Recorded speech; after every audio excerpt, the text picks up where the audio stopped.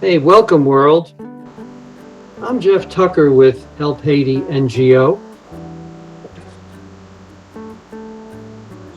And today we're welcoming Lawrence Huff to the Help Haiti team. Now, Lawrence is the director of yoga and mindfulness outreach. He does amazing things. And he's also known as El Profe. I guess that means the professor. He's also known as Ahimsa. There's a spiritual piece there. He's a 40-year educator, and he was a student of none other than Maharishi. So today, he's a certified yoga and meditation teacher and our new director of Ahimsa Yoga and Mindfulness Center in Haiti. Welcome, Lawrence. Thank you, Jeffrey. I'm leading off with the big question. What's your motivation for helping Haiti? Basically helping individuals. We help individuals realize their full potential, full mental potential, better health, feeling better, functioning better. Basically, that's what we're doing. Now, if we're doing that for individuals, they're going to do it for the milieu in which they live, right? In their society or their country. So, certainly I want to help Haiti, but by helping individuals, that's the channel we're using here.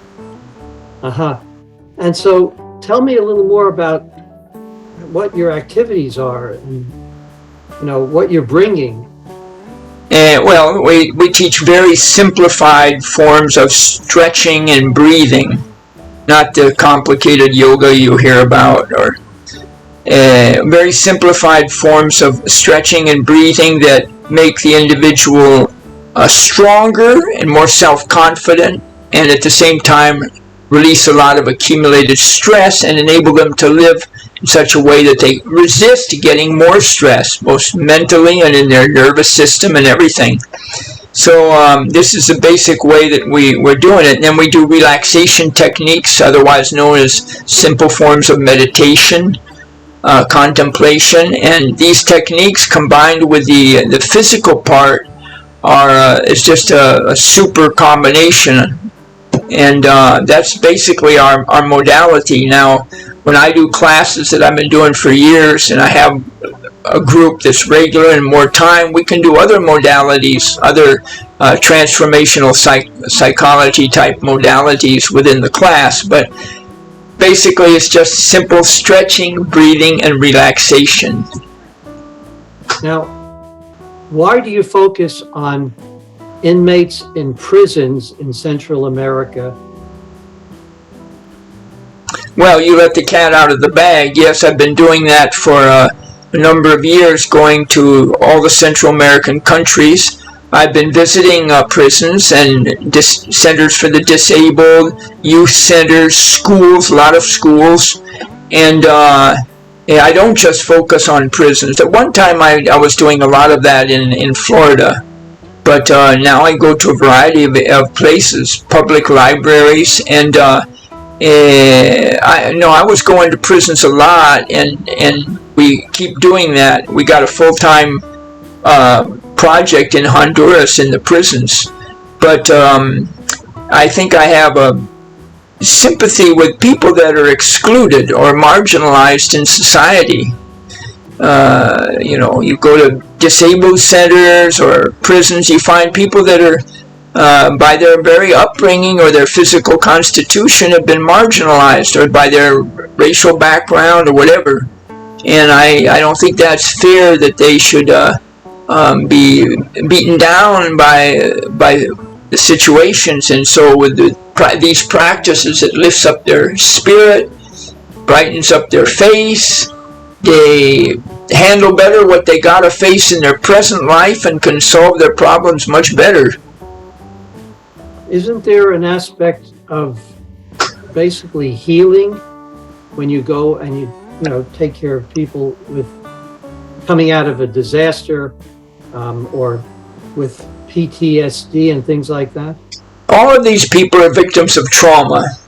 For example, the person that's gotten into a crime of some kind, usually whether it be violence or criminality or whatever, they're usually victims of trauma from an early age. Abandonment, child abuse, environment they live in.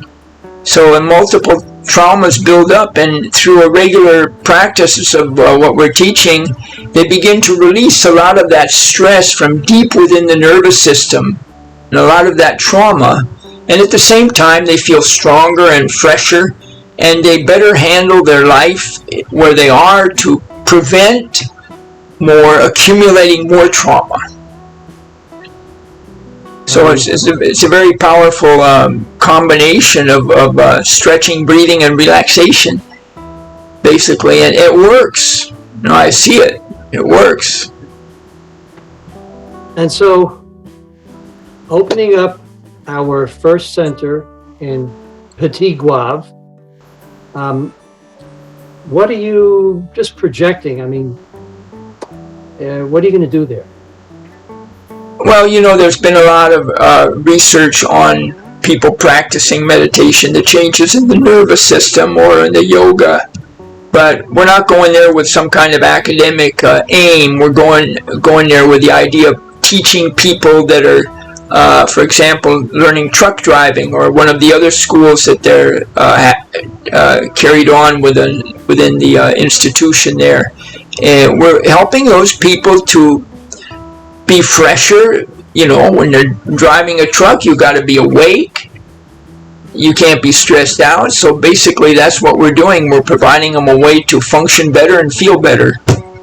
It's quite powerful. And as far as learning skills for adults, there's challenges for adults to learn skills. And when you practice getting into the more expanded awareness that the meditation produces, the mind learns much faster. It's been proven that intelligence increases and your learning ability increases. Okay, so I'm looking ahead, and you'll probably run some programs with our soccer boy team. And so, not only are they looking for athletic improvement and skill, but my goodness, they're young boys, and they probably had never exposed to yoga and qigong and mindfulness. Oh, hey, I did a lot of these programs with soccer boys in El Salvador. It was great. They loved it. I do the stretching with a little bit of a martial arts flair to it, and they come down low like that. They think it's really cool. And yeah, but the athletic teams in the world of athletes and teams are using these techniques quite a lot these days. Mm-hmm. Yeah. Another class that you'll probably be running is with the band. Our Select band. They're about to start their first tour. Oh. And you're going to be there the week before, and we're kind of counting on you to, enhance their mood. And I think, are you up for that? Hey, for sure. It sounds like a lot of fun.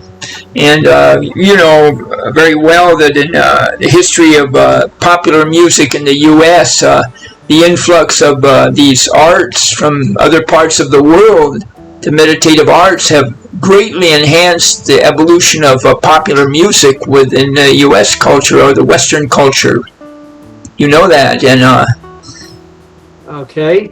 Do you think that if we stretch a little, when you go into the room as VeganMan, that maybe for our band, which is just cutting their first album and breaking out into a fundraising tour for the project, that maybe you could do something that Maharishi did for the Beatles? yeah. It will be like transformational. Well, okay then. All eyes are on you then, and we look forward to seeing you down in Haiti real soon. And thanks for stopping by. Great. Looking forward to it. Thank you, Jeffrey.